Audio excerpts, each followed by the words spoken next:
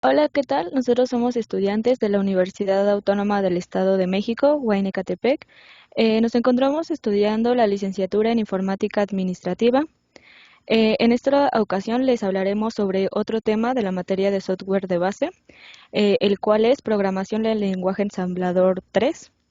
Nuestro equipo está conformado por mis compañeros Chávez Rosas Ameyali, Mendoza García Elizabeth, Nava Guzmán José Iván y su servidora Ramírez García Saray. Ok, dicho tema estará subdividido de la siguiente manera. El punto número 1 son los operadores aritméticos y ajustes ASCII. El punto número 2 son los puertos de entrada y salida e interrupciones de hardware. Y el punto número 3 es la modularidad, procedimientos y macros. Bueno, comencemos. Antes que nada, debemos saber qué son los operadores aritméticos. Estos son aquellos que nos permiten realizar operaciones entre operandos. Estos operandos pueden ser números, constantes y variables. También es importante mencionar que el resultado de una operación aritmética siempre será un número. A continuación se muestran las instrucciones que sirven para realizar operaciones aritméticas, las cuales son estas que se muestran aquí en pantalla. A continuación les explicaré un poco más a detalle cada una de ellas.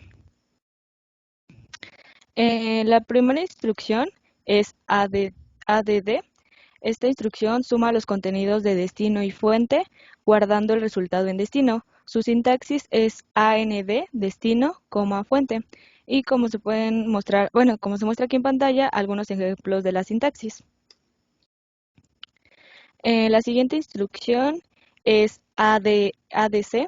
Esta suma los contenidos de fuente, destino y el valor de la bandera de acarreo y guarda el resultado en destino. Su sintaxis es AND, destino, fuente. Y aquí se muestran algunos ejemplos de su sintaxis. El acarreo se usa cuando un dígito ha sido transferido de una columna de dígitos a otra columna de mayor potencia en un algoritmo de cálculo. Este es un ejemplo de un algoritmo de suma, el cual al sumar 7 más 9, como resultado sería 16, pero en este caso el 1 es el número de acarreo, el cual se deberá mover a la siguiente columna, que sería esta parte de aquí, y al sumar 2 más 5 nos daría 7, pero se suma también el número de acarreo, que es el 1, entonces por tanto nos da como resultado el 8. Esta es la manera de explicar bueno, lo que es un acarreo. La siguiente instrucción es sub. Esta permite restar al valor de destino el valor de fuente y guarda el resultado en destino. Su sintaxis es sub, destino, fuente. La siguiente instrucción es SBB. Esta permite restar al valor de destino el valor de fuente, tomando en consideración un posible préstamo de una instrucción SBB o sub previa, y guarda el resultado en destino. Su sintaxis es SBB, destino, fuente. Y aquí se muestran algunos ejemplos de su sintaxis de cada una de ellas. La siguiente instrucción es div, D-I-V. Esta divide dos operandos con signo. Su sintaxis es div y la fuente. Y la otra de ellas es idiv. Esta igual divide dos operandos, pero con signo, y son enteros principalmente. Su sintaxis es idiv y la fuente. Otra instrucción es mul.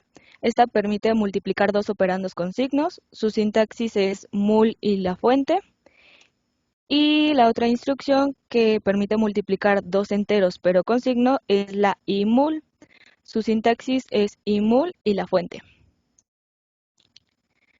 Y por último está la instrucción neg, que es neg. Esta obtiene el negativo de destino. Su sintaxis es neg y destino, como se puede ver aquí en pantalla un ejemplo de su sintaxis. Ok, ahora les hablaré un poco de los ajustes ASCII. Bueno, los ajustes ASCII son aquellos métodos que permiten ver en pantalla el resultado de la operación aritmética que se está realizando y no el valor ASCII que se encuentra en la ubicación del resultado de dicha operación. Algunos ejemplos de los ajustes ASCII son estos que se ven en pantalla. El primero de ellos es AAA, que permite realizar una suma. El siguiente es AAD, que permite realizar una división. El tercero es AAM, que permite realizar una multiplicación. Y el último es AAS, que permite realizar una resta. Bueno, esto ha sido todo por mi parte. A continuación, mi compañero Iván les explicará el siguiente subtema. Gracias. Ok, puertos de entrada y de salida. Los puertos de entrada y de salida son aquellos que permiten realizar transferencias de información entre el exterior y el microprocesador. Se clasifican en dos tipos. Paralelo.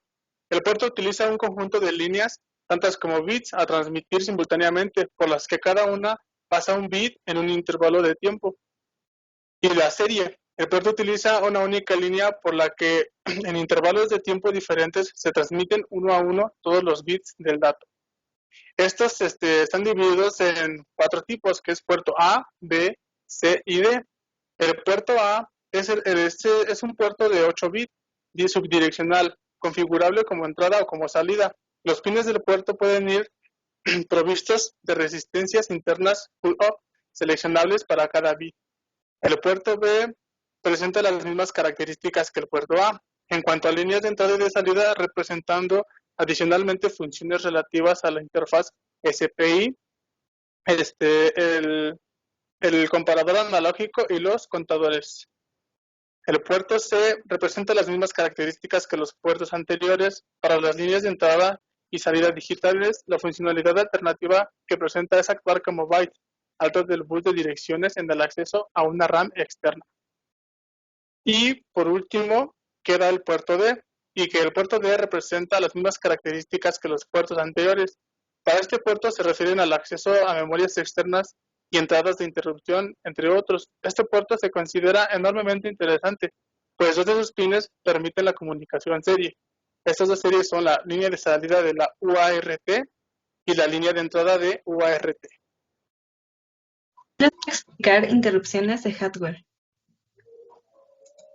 Lo primero que veremos es qué son las interrupciones. Una interrupción es el rompimiento de la secuencia de un programa para ejecutar un programa especial llamado una rutina de servicio, cuya característica principal es que al finalizar regresa al punto donde se interrumpió el programa. Un ejemplo de esto es cuando nosotros estamos ocupando la computadora y ya sea que estemos ocupando Word o cualquier otra aplicación y de repente nos aparezca como un mensaje como tipo de advertencia donde nos diga que el Windows necesita reiniciarse o hay un cable mal conectado. Entonces eso sería como un ejemplo de interrupción. Existen dos tipos de interrupciones. Una es interrupción de software, el cual es programada por el usuario, y el que hoy vamos a ver es interrupciones de hardware. Estos son aquellos que son provocadas por dispositivos externos al procesador. Su característica principal es que no son programadas. Esto quiere decir que pueden ocurrir en cualquier momento en el programa. Este tipo de interrupciones se dividen en dos: interrupciones por hardware enmascarables. Eso quiere decir que son aquellas en las que el usuario decide si quiere o no ser interrumpido. Y las interrupciones de hardware no enmascarables, también conocidas como NMI, que son aquellas que siempre interrumpen al programa. Dentro de las interrupciones existen dos instrucciones que nos ayudan a realizarlas.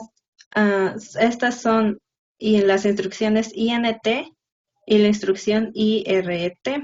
Ambas cuentan con 256 interrupciones que van de 00 a la FF.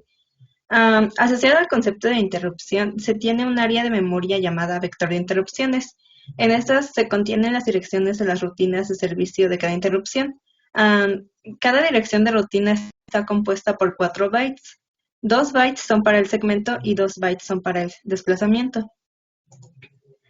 Las tareas que realiza la instrucción INT después de una interrupción son salvar el registro de banderas, salvar el IP de dirección de regreso, salvar el CS de la dirección de regreso, salvar los registros calcular el área donde está la dirección de la rutina y ejecutar la rutina de servicio. Las tareas que hace la instrucción IRET son descompilar los registros, descompilar la dirección de regreso y descompilar el registro de bandera. Existen más tipos de interrupciones, como los que ven en pantalla. Las interrupciones de BIOS siempre están disponibles al usuario, ya que estas permiten realizar la entrada y salida de los dispositivos. También existe una interrupción llamada 21H, el cual permite leer de teclado, escribir un video, escribir en impresora, leer y escribir de dispositivos auxiliares, realizar cambios en el vector de interrupciones, u obtener y poner tanto la fecha como la hora. Y a continuación, nuestra compañera Meyali les va a explicar el último subtema. Yo les voy a hablar sobre modularidad, procedimientos y macros. ¿Qué es modularidad? Bueno, modularidad es crear varias rutinas, es decir, se puede dividir el código o segmentar y así hacerlo más entendible para que el programador pueda hacer actualizaciones y depuraciones. Se puede definir dentro de un algoritmo para ejecutar una tarea específica y puede ser llamado o invocado desde el algoritmo principal. El programa se divide en módulos o segmentos para ejecutar una tarea específica. Como se muestra en este esquema, el programa principal se va a dividir en segmentos, como puede ser en su problema 1, su problema 2, su problema N, etc., para poder facilitar la ejecución del código.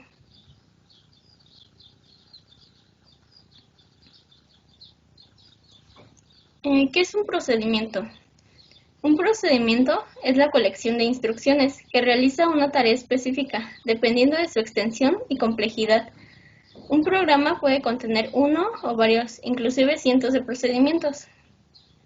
Para emplear un procedimiento en un programa se requiere definirlo y llamarlo. Al llamar el procedimiento, transferimos el flujo del procedimiento para que sus instrucciones se puedan ejecutar. Un ejemplo del procedimiento es este del código de suma de números enteros, en el que primero se define el procedimiento como suma entero con ciertas variables de lenguaje ensamblador. Después, la instrucción se debe de llamar con call, en donde se define el suma entero, en donde aquí se procede a hacer el procedimiento de los números de AX es igual a AX más BX más CX y se guarda el espacio en memoria. ¿Qué son las macros? Bueno, una macro es un bloque de código que permite el paso de parámetros e inserta su código en el módulo principal. Las partes que componen una macro son declaración de la macro, código de la macro y directiva de terminación de la macro. Su sintaxis es en donde primero se pone el nombre de la macro y los parámetros que va a tener la macro. Después se definen las instrucciones y al final se pone endm, que es la directiva de terminación de la macro.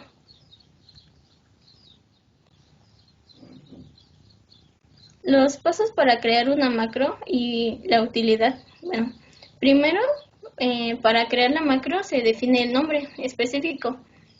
Después, el conjunto de instrucciones en lenguaje ensamblador que la macro va a generar para hacer el procedimiento. Y después se codifica las instrucciones, solo que codificar el nombre de la macro y el ensamblador genera de manera automática que las instrucciones sean definidas en la macro. Y la utilidad de una macro es simplificarla y reducir la cantidad de codificación repetitiva, así como reducir errores causando por la codificación repetitiva y linealizar un programa en lenguaje ensamblador para hacerlo más legible.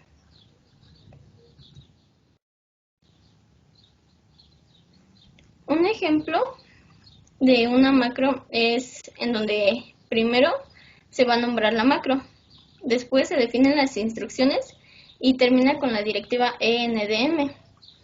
Después se van a definir se vuelve a definir el nombre de la macro y los parámetros, es decir, de P1 a P2, las instrucciones y finalizan con la directiva ENDM. Así como termina todo el procedimiento del módulo con red. Bueno, esto sería de nuestra parte todo y espero que haya sido de su agrado. Gracias.